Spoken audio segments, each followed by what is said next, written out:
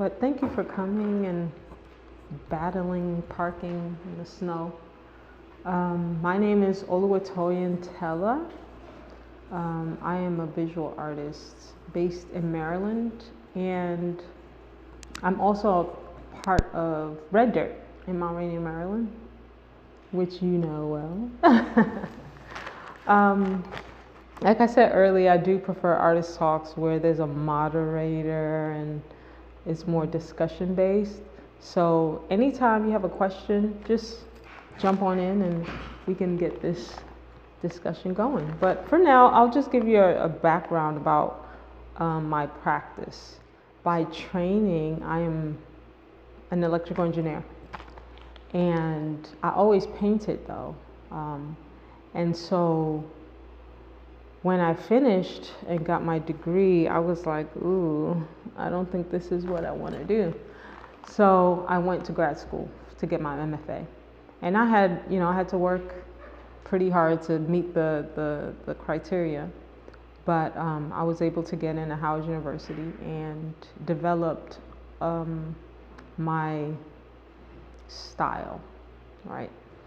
And so through that period, I've come across so many different aspects of myself and how to express my experience visually. And so with one of the major bodies of work that I really honed in on was plantation chic. And that was juxtaposing. I started noticing when I would look at images of enslavement era style and aesthetic and Black American aesthetic, I was like, wow, it's quite similar. It's, even though it's centuries ago, like the style and just the essence of the people were very similar. And so I wanted to just put that on paper, just something real simple. But beyond that, I noticed that there was this correlation in music, in language, in fashion of Black Americans, Caribbean people, and continental Africans. And so just another background story. I was born in Nigeria to a Nigerian dad and a Jamaican mom. And then I moved to Long Island. So you hear the New York accent, that's where that's coming from. Then I moved to Long Island, and in a period of time where hip hop was what is called the golden age of hip hop. So you have like this super conscious, super pro-Black sound and admiration for Africa. So I'm coming, this Caribbean African background, Long Island, New York, the birthplace of hip hop, in the center of like this explosive thing. And it's wonderful. So my point of view, I'm in the middle of this triangle, right? Caribbean, African, and then African American. And I'm feeling and I'm seeing everyone as one. We're not different, right? Because there's this narrative that Black people can't unite and we're all so different. But we're not, we're the same. It's just we express it differently. So now back to plantation chic. So my lens, I always see the similarities of these experiences. So then when I put it down on canvas, I was like, wow, okay, this is good. There's some traction for myself. And then I needed to, for my own practice, I needed to bring different aspects of myself in. It still didn't feel so whole. So years go by. I'm working on different bodies of work. And the most recent work before this was Black Body Bright Quest. And that is, then I bring in the hip hop to it, which played a pivotal role in my early childhood, I guess, teenage years. And it's this celebration of blackness. Even the word black, you know, if you look in the dictionary, has all these negative connotations, darkness and all these things. So to say Black Body Bright Quests is definitely an affront to this narrative that all the things I am, all these things are bad, where I know differently, I've experienced differently. So I brought hip hop into my work through the titles that I give my pieces. And not just hip hop as it is expressed today, but how it was when I came here to America, when I moved to New York. This space where we're celebrating the essence of the diaspora, right? It's African Americans, it's Caribbean American teenagers that are creating this music and writing these amazing lyrics that just keeps getting better as it ages. I don't know if you all are familiar with Tribe Called Quest, Jungle Brothers, De La Soul, all these amazing people, Fugees. If you listen to it now, when you listen to it now, it's just like so good. Digable Planets. And then it becomes bastardized, right? And to some extent co-opted. I could go way... Okay, this is not that conversation. I was going to traitors and betrayers and people who sell out the culture and just do all these things similar to... So we have those people, and that's what's ruling now. So I'm like, oh, my Africanness. Duh. Hello, what is it about this that I want to bring into my work, right? And so, of course, we get to Expansion of Oyo. Oyo, it should have 2 dots under the O's.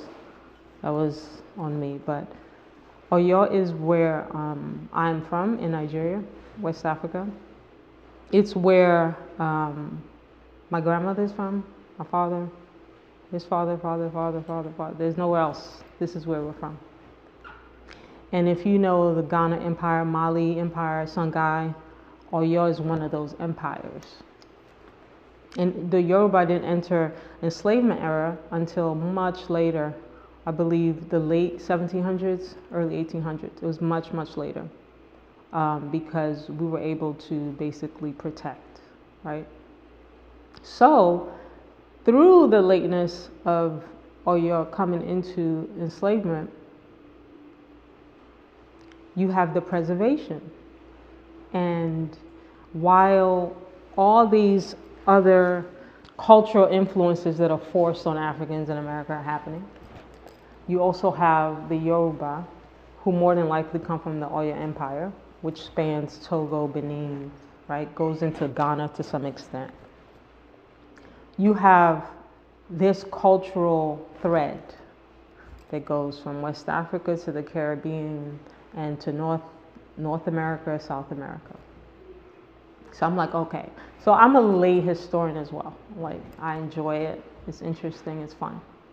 So I'm like, duh. I was in a class, and my teacher, a Nigerian mathematician, and he was talking about, he said something, and I was like, oh, we were always expanding.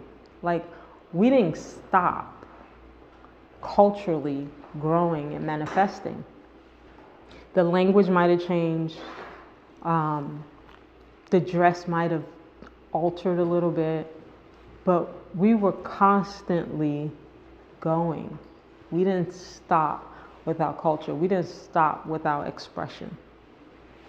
And so again, being in this triangle, Caribbean, continental African, and Black American, being in the middle, this is just my lens. This is how I see the world to a certain extent. my daughter, who's 17, you know, they have their own aesthetic, the Gen Zs, they have a whole look. And I'm just watching what she's doing. They wear these waist beads, and they're not technically post-colonialism. You don't show your waist beads. You know, that's personal. You're a woman, you hide it.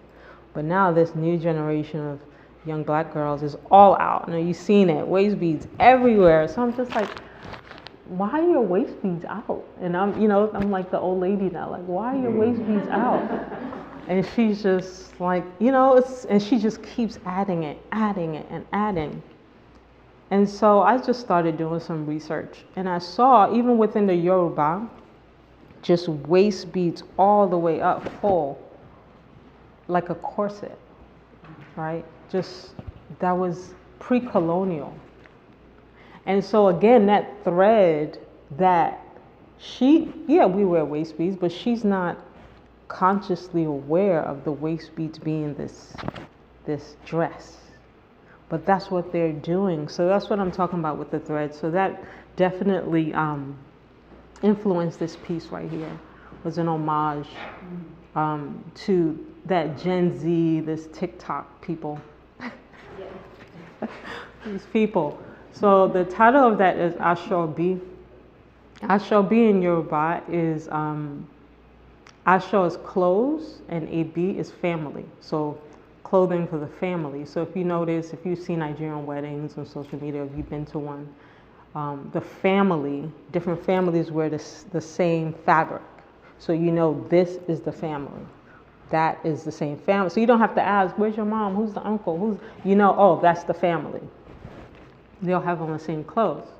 So I'm saying the Ashobi is that thread that this new generation is connecting to pre-colonial African aesthetic. So that's just one real, is that simple? I guess it's a simple example, but a direct example of that expansion. I want to open it up a little bit for discussion. You could go in any direction. So you're sitting here talking, and there's this amazing video playing behind you, and I would love for you just to talk a little bit about the relationship. First of all, tell us a little bit about the video and what's going on and your intentions in creating that, and then how does that relate to the paintings? Okay, sure. Thank you for that question. So, like I was saying, the Oyo Empire spanned a good bit of West Africa. Now, how do we know the boundaries of the Oyo Empire? So we can just say West Africa, modern day Nigeria, Benin, Togo. There's still Yorubas in these countries too, as far as Ghana and Cameroon. I'm gonna block the mic. The video, this was shot in Long Island, where I grew up. So there's a few black towns in Long Island: Hempstead, Lakeview, Wyandanch, Uniondale, Roosevelt. So any black person you know from Long Island comes from there. I think Nassau County is probably the #1 segregated county in America. That's Long Island. Okay? Are you familiar? Yeah. Yeah. Okay? And so this other, the dancer here, Frito, he's also another person from Long Island. And Long Island is kind of left out of the narrative of hip hop to some extent. If you know, you know, like Rakim, you have Busta Rhymes, all these people are from Long Island. So the drawings I'm making on the ground, right? This was from the period I was doing Black Body, Bright Quest, when I was developing that body of work that also informs this. Is not disconnected, it is a thread. In Haitian culture, my work is diasporic. I look at everything and the influences as it sprouts in different places. So it can be chalk, cornmeal, any type of material, similar to Rangoli in India. So in Haitian Voodoo, which is linked with, they go back to the Congo and Dahomey or Benin. You open up the space with these symbols, right? And each particular orisha or deity or force of nature, you have a design specific to that energy, right? So if you think about the Haitian Revolution, these were the practices that they used to overcome the French, the Spanish, and the English at the same time, including Napoleon, right? And they won. So this is more so an homage. This is called Rise of the Ancients. So my work, I said in the talk at the beginning of this, at the opening, I don't necessarily say it's Afrofuturism because that has a more cyborgy technology bend, which I'm this way, more nature-based. But ancient future is what I call it, my work. It has an ancient call, right? This ancestral memory. So that's what I'm calling forth. Here I am on Long Island, right down the street from our house. That lake is right by us. Historically, a black area that's across the tracks, and the white folks in Rockville Center did not come there until they discovered that this park was there. So now it's like, gentrified a little bit in terms of use. So the people that lived there are Brazilian, Jamaican, Haitian, African American, Nigerian. And so they're not necessarily letting go of this space, right? But the usage, and so, you'll see white people now, they're coming and jogging and like, what's over here? It's been there for years.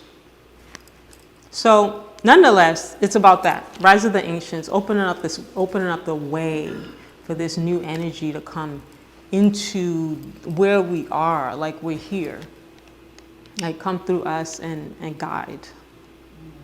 So a lot of that symbol as well, you'll see the thread in my work that I use, is North African henna designs, also West African as well.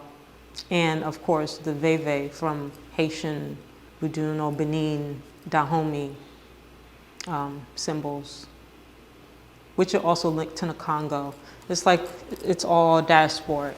And so usually I have a sound with it, like this soundscape, but because we have, different shows going on, I use hip hop that I either grew up with or the ones that are holding onto the thread now of just elevating the culture as opposed to de-elevating?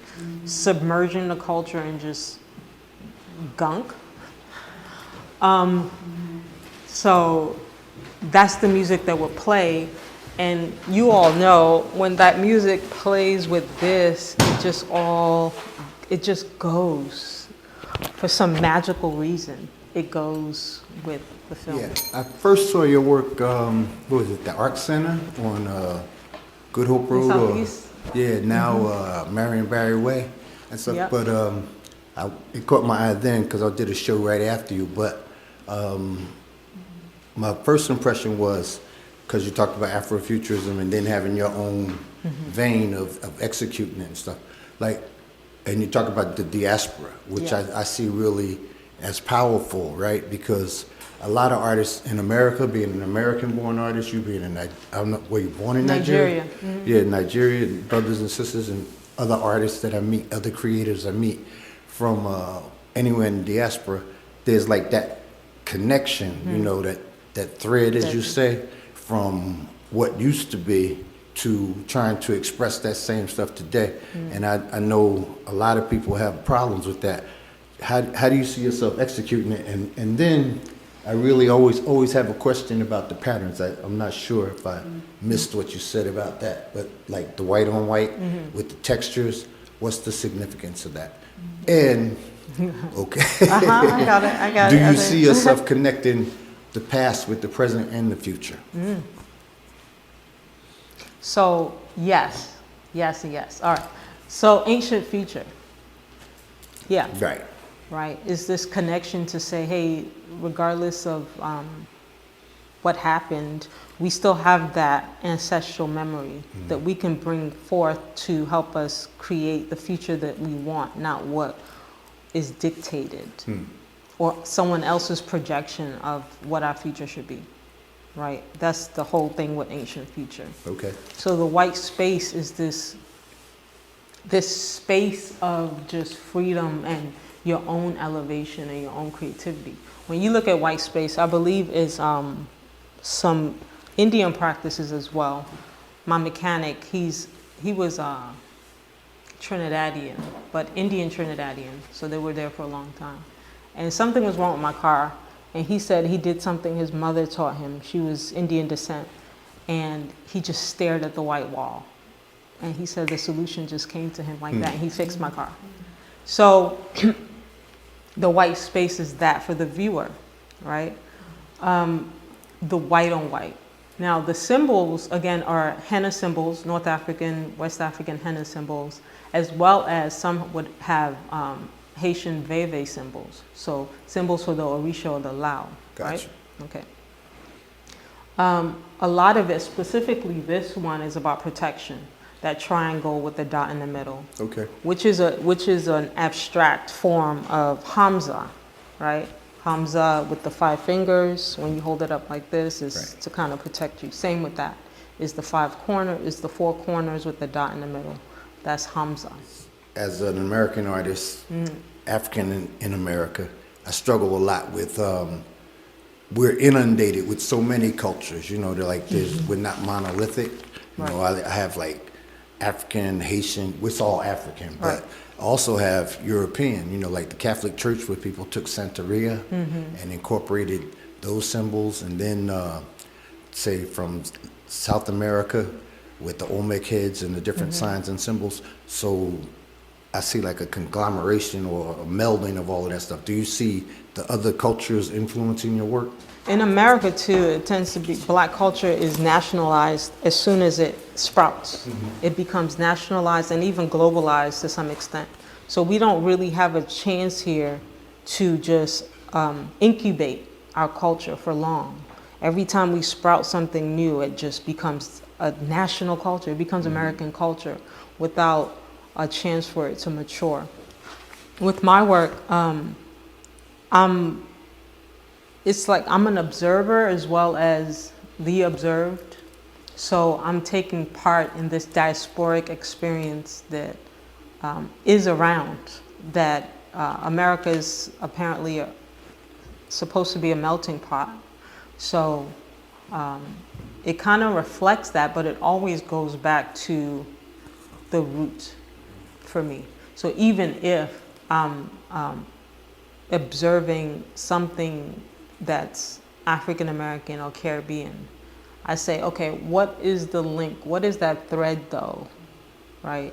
I have this connection to Africa. Like I said, where I'm from, Ilora in Nigeria, in West Africa, it's where I'm from, like there's nowhere else. So for me, that's how I kind of think, like, how does that end up here? How does this go back to this space? Thank you. I have so many questions. One that immediately struck me was, particularly with the use of blue and the silhouetting, it kind of evoked an ancient Egyptian influence to me, a hieroglyphic sort of thing. I was wondering if that was an influence in your work. And then I just had some technical questions like, did you actually edit the video or shoot the video, or the folks? How did you select the folks in it? Just that process. Thank you. As far as the film, myself and Fredo, it was a collaboration. So, Is Frito the young man in it? yes, he's the dancer. So we both edited and filmed, taking turns back and forth. My beautiful. idea, but we both just worked it out together. Yeah.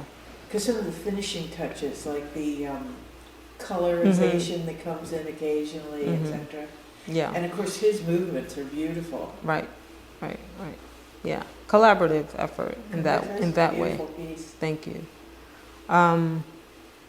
And then your question about ancient Egypt. Yeah. So I had the pleasure of going to Egypt in 2004 for the summer for 2 to 3 months.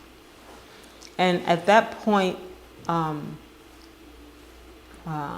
hadn't developed this work yet. And it's amazing how your influences and things you observe kind of stay with you and then come out when they need to. So one of the major things is the Valley of the Kings, where King Tut's place of rest is. I don't want to say tomb. That's not so, not honorable, but place of rest is. There was this other excavation that was going on, and we had to climb like these narrow little metal ladders on the hill, in the rocks. And we go in there. Well, before that, to come up to the Valley of the Kings, there was this trolley, and King Tut was painted pink.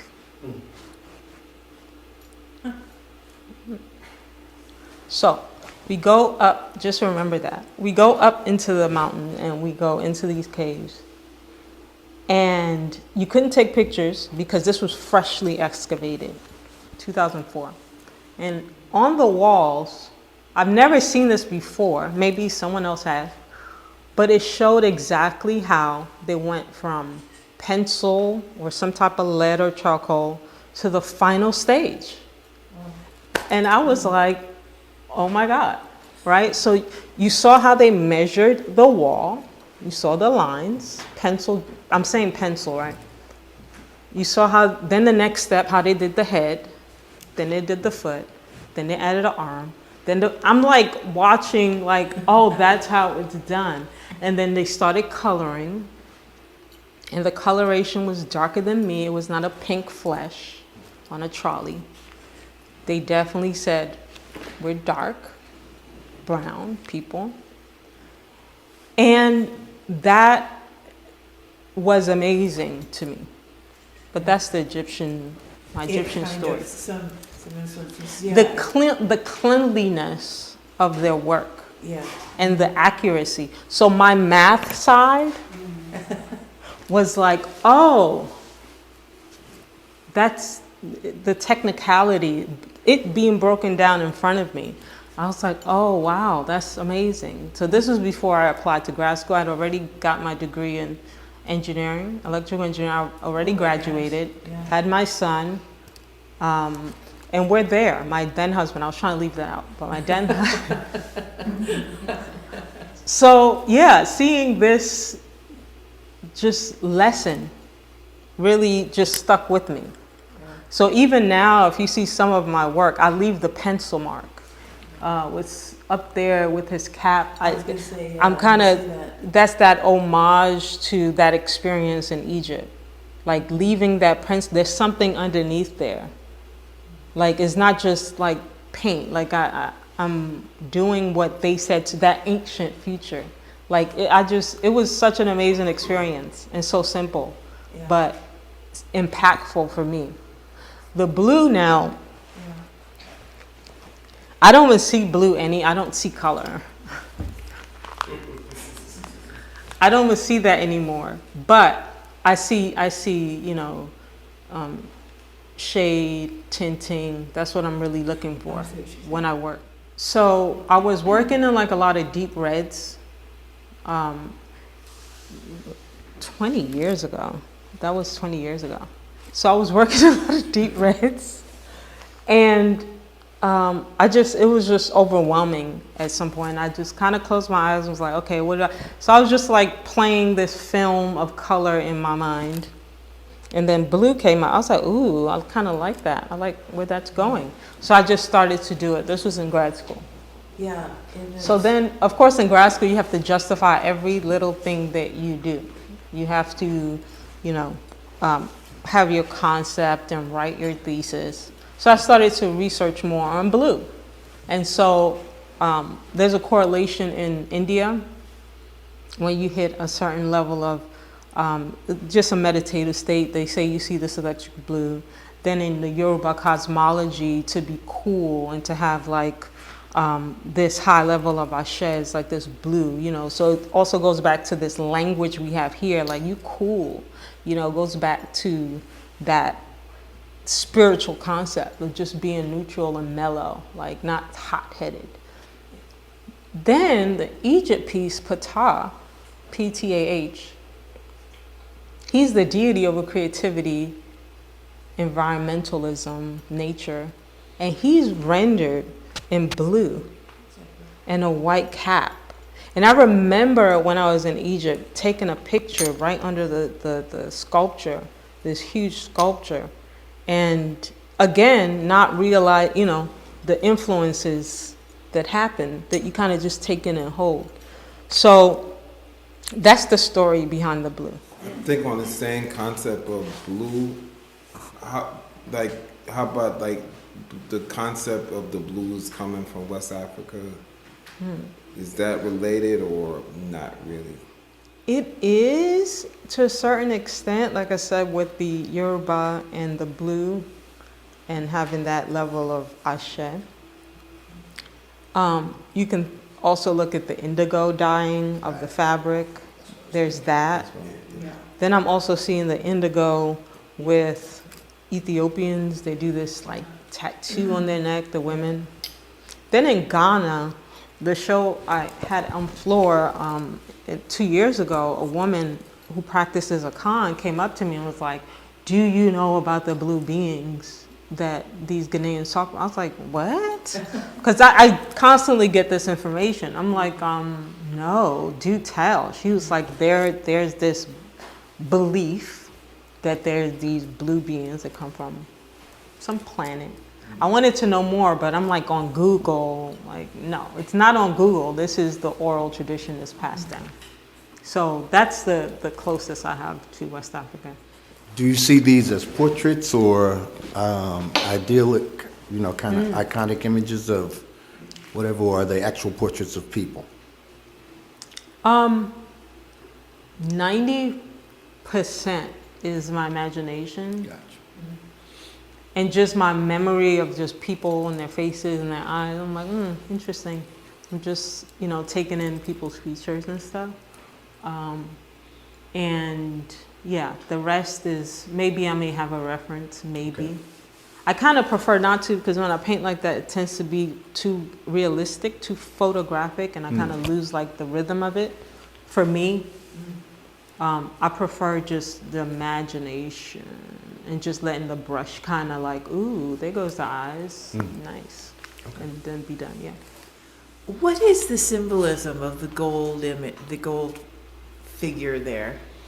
The use of gold? Is that what is she holding? She's holding treasures, you know, you have, that's like the tip, I don't know if, well, I guess some Asians carry things on their head, yeah. But sort of like that one. You more so correlate that with West Africa, right? More so. Actually, the first time I was conscious of going to Jamaica, so we went from Nigeria to Jamaica when I was younger. My mother's from the mountains in Jamaica, Westmoreland. And I remember thinking, I know we're not in Africa, but it sure enough feels like it's just a little more humid. I mean, this was late 80s, maybe early 90s. Babies tied on the back, folks carrying stuff on their head. Like, when I say that there's a thread, I'm not just saying it conceptually. I've seen it with my own eyes. So this thing of beauty and like, you know, this, you walk with a book on your head and now you're a model. It's like these women are carrying like loads on their head, treasures, whole cultures, anything on their heads. No hands, one hand, two hands, whole lot more than a book at a finishing school. Yeah. So what does that say about their femininity? What does that say? It says it's strong. You know? Yeah. Yeah.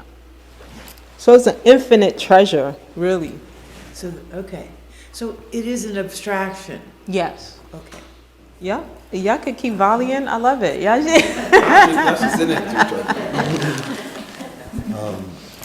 I know that you do this work, but as an artist, I wonder if you, after you execute it, do you question, like you talk about the ancient and the connection and stuff, like, and then you have people come up on you and give you information about stuff that you may not have even been thinking about. Right. So I'm just wondering if once you do a piece, or initially when you do a piece, I don't want to use the word like whimsy, but for lack of a better word, is it just whimsy or is it intentional that you're trying to make those connections?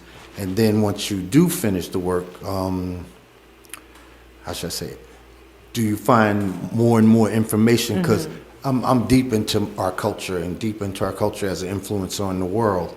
So, and and particularly right now, kind of humorously enjoying the hoteps, even though I love Dr. Ben and everything. I don't know if everybody knows what a hotep is, but you have to do the research and stuff. Yeah. But, you know, Dr. Ben, Ivan Van Sertima and all of that stuff. Yeah. And you find that coming out in your work, and you may not have even realized it when you do it. So I was wondering how you feel about that. So my mother is, and I keep going back to that, my parents and my heritage. And I'm going to, hopefully I remember your question, but it is, I have to go here. My mother's father was a farmer, a sugarcane farmer in Jamaica, and he was a Garveyite. A Garveyite. Got you. Marcus Garvey. That influenced my mother. She married an African, right? Okay. So when I'm doing the work, I do research. If I have an idea, like this one came out, it was just like, boom, okay. So it's like, and then after that, it's like, okay, something is coming. What do I have to do? You know, so I'm like doing the intellectual process. But once I start painting, then I do have to let the whimsical out. So I have an anal side and an art side. So that anal side got the bachelor's in electrical engineering, the art side got the MFA. Like I have both, but I have to balance it, right? So when I'm doing the work, I had to learn and practice keeping the anal side. Like I have to keep that busy bee side. Like you did it, okay, thank you. Now we have to kind of, and just paint. Okay. So I had to learn to separate both those parts of myself, or let one dominate more than the other. Otherwise, I will overthink, and they'll be like, "Oh, let's start over," or you get stuck, and it's like, "Oh my God!" And when I am stuck, it's usually that overthinking side is too much, and it's just a practice to learn to let go.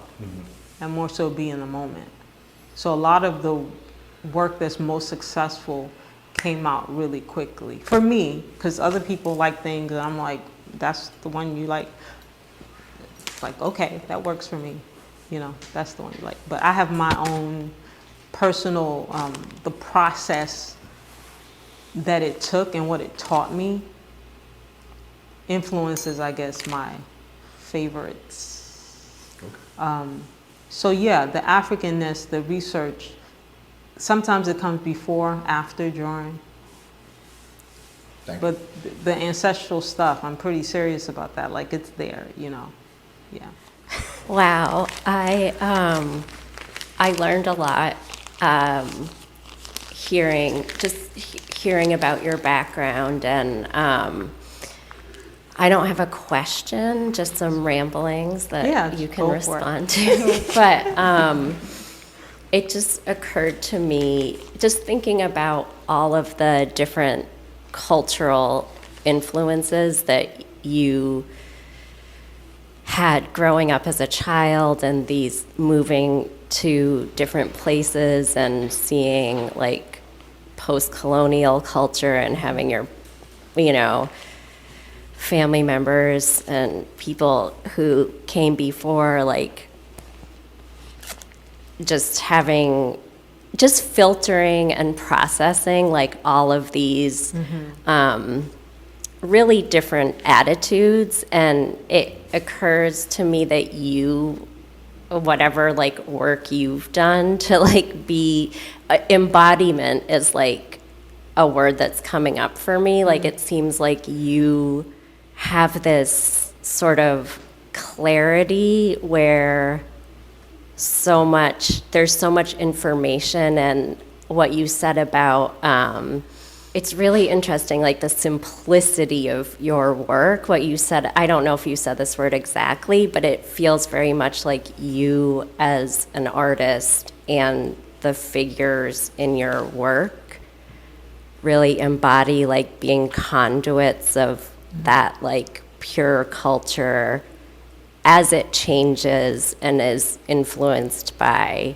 whatever trends, and as it changes, the simplicity allows for like that, you're like dredging and filtering and I don't know, just making space for like your own creativity, and also for like aspects of ancient culture to like come through. And so it's really powerful, and the figures are to me just so solid and sort of allow for that, like make space for what's important.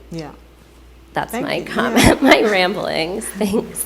Thank you. Yeah, it was intentional to simplify and to, in my eyes, simplify, elevate, and just deconstruct my experience in a contemporary, timeless way. You can't really place it, the age, all these things. It's kind of abstracted a bit, ambiguous. So that is intentional. That was one of the things. It's like, I intentionally want to do this. That was intentional. It's still a subtlety play on subtleness too, because it's, like Fella says, art is a weapon. So even in being overtly African, overtly pro-Black and Pan-African in my titles, in the name, I don't have guns and stuff in my work, but the beauty in saying, hey, look what she's holding on her head. Like, in that way, in a really simple, I guess is the best way I could say, way, is a fight in itself. To me, it feels almost like that's like the mathematical, as you called it, part of your brain, like engineering, like a composition where like a lot of complexities and emotion can come through. That's just that it feels that way to me. And thank you so much for your talk. It's been amazing. So I think as artists, we are always limited by our resources and all of the limitations we put on ourselves and excuses, some of which, most of which are valid, but still just excuses about like, if only I had this, I would do this, right? Yeah.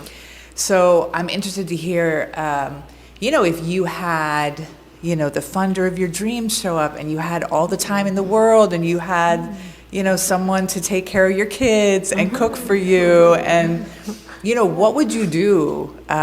What would you do next? Like, where do you see your work going in the future? What are some of your sort of dreams and goals? Thank you for that. We're gonna put, some funder comes. Go bigger, definitely bigger. Work in a bigger space. Work in Africa too. Yeah, Benin specifically, and just see what happens. Yeah, travel to the places I'm talking about. Haiti is another one. I've been to Haiti. Haiti's amazing. You wouldn't expect that. Haiti is amazing. Like, that's. I remember I saw, was it Anchorman 2? And it was a comedy, right? Was it Anchorman? Anchorman with the guy from SNL. And everything stopped. It was jokes. And it was like, do not go to Haiti. Like, I don't know if you all remember that. but it was like this serious moments. It was like 2 or 3 of those statements in the movie. And I was in a movie theater like, what? What? Haiti is amazing. Yeah, just learn and be in those spaces. Suriname is another. Bahia is another. So travel and be in these spaces that holds and is continuing the thread of Africanness unapologetically, regardless of what's going on in the favelas or what's going on, with the UN troops in the streets of Haiti doing what they're doing with the children.